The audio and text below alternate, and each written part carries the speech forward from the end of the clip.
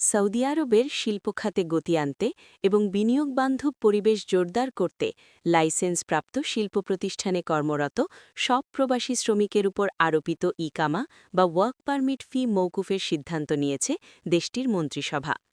Saudi যুবরাজ ও প্রধানমন্ত্রী মোহাম্মদ বিন সালমানের সভাপতিত্বে অনুষ্ঠিত মন্ত্রিসভার বৈঠকে অর্থনৈতিক ও উন্নয়ন বিষয়ক পরিষদ সিইডিএ এর সুপারিশে এই সিদ্ধান্ত অনুমোদন করা হয় বলে জানিয়েছে সৌদি গেজেট।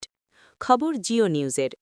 শিল্প ও খনিজ সম্পদ মন্ত্রী বান্দার আল খোরায়েফ বলেন, প্রবাসী শ্রমিকদের উপর আরোপিত আর্থিক ফি বা চার্জ মওকুফের ফলে সৌদি আরবে টেকসই শিল্প উন্নয়ন আরও জোরদার হবে। তিনি এটিকে ভিশন 2030-এর আওতায় শিল্প খাতকে ধারাবাহিকভাবে সহায়তা দেওয়ার অংশ হিসেবে উল্লেখ করেন।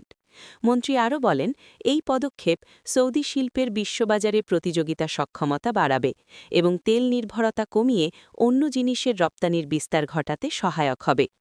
মালয়েশিয়ার 2 রাজ্যে সাঁড়াশি অভিযান, 72 বাংলাদেশি আটক। মূলত ভিশন 2030-এর আওতায় তেল নির্ভর অর্থনীতি থেকে বেরিয়ে বহুমুখী অর্থনৈতিক কাঠামো গড়ে তুলতে কাজ করছে সৌদি আরব। এরই অংশ হিসেবে নতুন এই নীতি গ্রহণ করা হয়েছে। আল খোরায়েফ জানান, ইকামা ফি বাতিলের ফলে কারখানাগুলোর পরিচালন ব্যয় কমবে, মানসম্মত বিনিয়োগ আকৃষ্ট হবে এবং শিল্প প্রতিষ্ঠানগুলো সম্প্রসারণ ও উৎপাদন বৃদ্ধিতে উৎসাহিত হবে।